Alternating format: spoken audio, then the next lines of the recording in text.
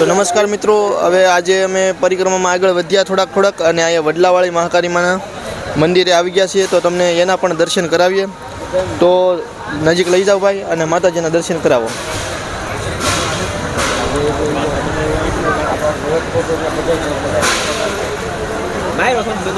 તો મિત્રો તમે દર્શન કરી શકો છો. આ વડલાવાળી મહાકાળી માના તમને દર્શન કરાવી રહ્યા છીએ. આ વડલાનું ઝાડ છે અને બાજુમાં માતાજીનું સ્થાનક છે.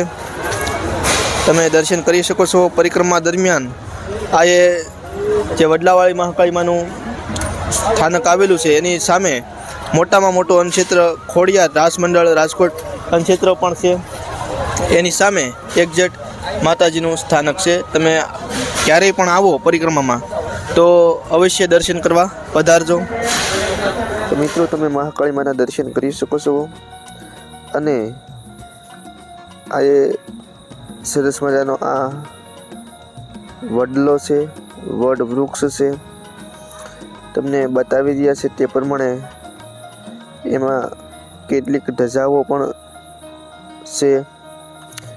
તમે જોઈ શકો છો તે પ્રમાણે અત્યારે યાત્રિકો મહાકાળી માના દર્શન કરી રહ્યા છે. અને અહીંયાથી વધો એટલે ઝીણા બાપુની મઢી આવે અને ત્યાંથી પાછું સરકડિયા હનુમાનજી દાદા એથી જાઓ એટલે તમારી પરિક્રમા પૂર્ણ ગણવામાં આવે છે. તો મિત્રો અંતમાં વિડીયો ગમ્યો હોય તો ચેનલને સબસ્ક્રાઈબ કરજો, વિડીયોને લાઈક કરજો, વિડીયોને શેર કરજો. તો ફરી મળીશું નવા વિડીયોમાં. ત્યાં સુધી જય મહાકાળીમાં, જય સિયારામ અને બાપા સીતારામ. હજુ તમારા સમક્ષ વિડીયો લાવવાના છે.